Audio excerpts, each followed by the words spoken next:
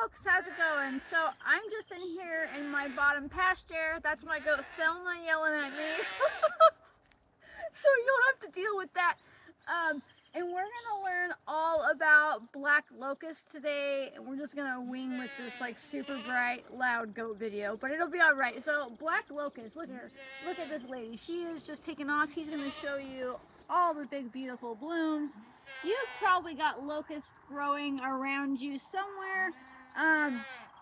She is really, really overlooked. But the thing is, the only part of her that we want to use for internal use is her blooms. We don't want to use the leaf or the bark or any of that. It's technically toxic, but the blooms themselves are super medicinal, and I really like her for things like digestive issues, stress, anxiety.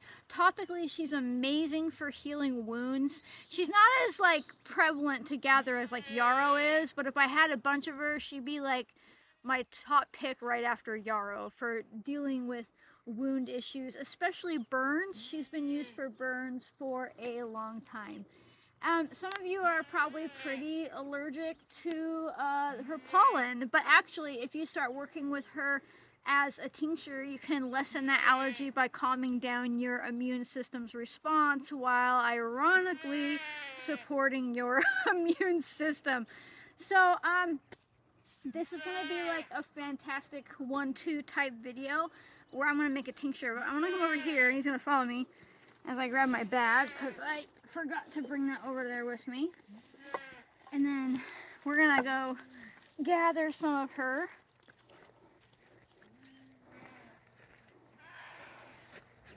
And my trees are pretty tall because of goats and cattle limit them, right? And of course you can see I've got this invasive dogwood rose growing everywhere, the multiflora really. So I'm going to use the rose to my advantage, because look, this is Rose, and she's holding on to there. And I'm going to reach up and get her. Alright. So, she does have thorns. She's pretty pokey, and I should have brought a basket, so I'm just going to roll with it. And I'm going to gather enough here to get making a little tincture. Look at that, Thelma calms down when she sees us. But when we go on the other side, she's like, oh my God, friend, where have you gone? As usual, I'm super prepared for my videos. I should have brought a little basket. Oh.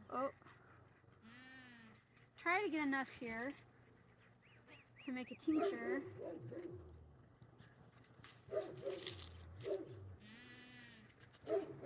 Probably close to, you think, you have to pick off the blooms, right? So it's like, you need more than you think.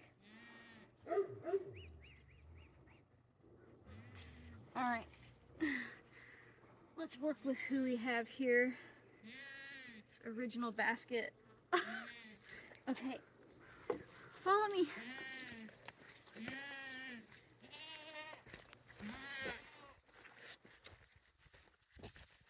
Alright, I'm going to sit right here where the sun isn't blazing so bad. I'm going to pull out, oh, pretty sure that's a thistle on my ass. Nope, rose. The roses are so bad here. Oh my God. Okay, this is my Mary Poppins bag. Table. Alright, get her where we need her to be. More stable. Alright. Vodka. Jar. Dress full of flowers. Okay, so right off the bat, you've gathered your Black Locust blooms. And now we're gonna just, boop. We're gonna pick them off their stem, because remember, we only want to use the blooms. And it's pretty simple to do. Sometimes you can.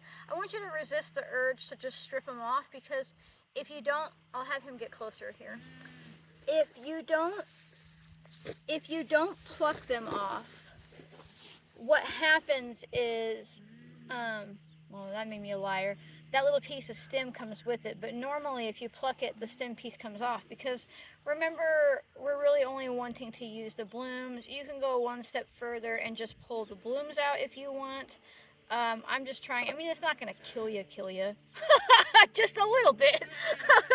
No, it's not that toxic. The blooms are what we're after, right? We don't want a ton of the stem in there. And you're just going to fill your jar up.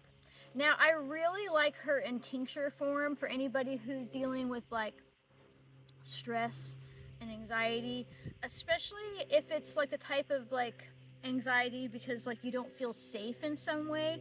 I noticed that she seems to have an affinity for that type of anxiety. Like if it's like really fear-based, like maybe like social anxiety, or like you're going to a family member's house where you don't necessarily, feel safe around all the people or whatever is happening in your life.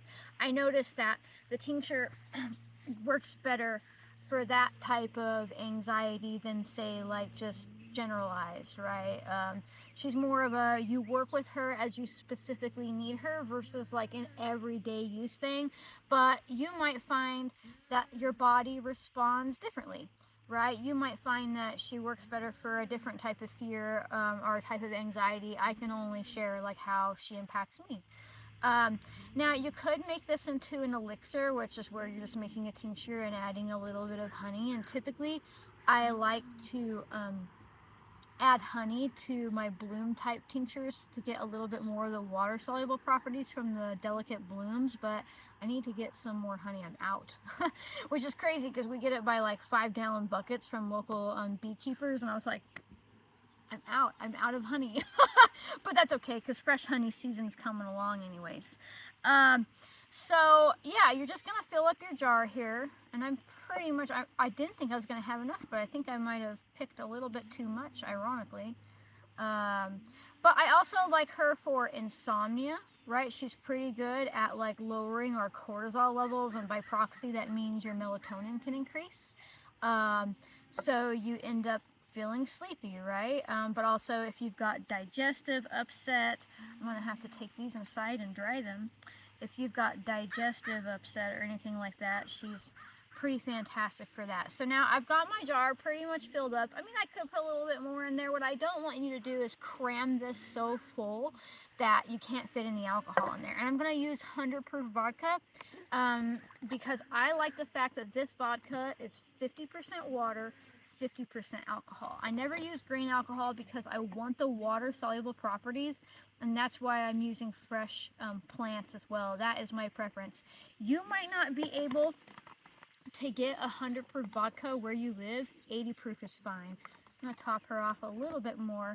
See, I'm filling her up all the way. A little bit, like even if you spill a little bit as you put the lid on, that's not a bad thing, because you want to press all of the air down to prevent oxidation. And oxidation with blooms is even more prevalent. So I want to make sure when I press this down, I'm going to lift it up. And if I don't see a bunch of alcohol on the lid, I know that I need to add more, in other words that I can say. So, I mean, it's almost, I'd almost have you like to spill a little when you're putting the lid on, like because you've overfilled it. Thelma is just not happy. Okay. Yeah, now my lid is coated in alcohol, so I know that there's not going to be any oxidation happening.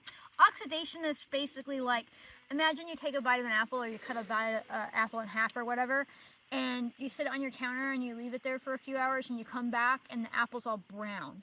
Well, what's happened is that you've broken the cellular structure of that apple and exposed it to air, and it caused oxidation to happen, which is very similar to rust, right?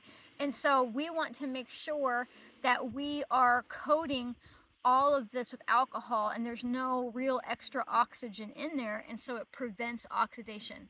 It's not that oxidation is inherently bad, it just makes the tincture a little bit weaker, and it's just not a great thing. So now I'm going to remember where I stuck in this big old bag. There's a pin, there's a label.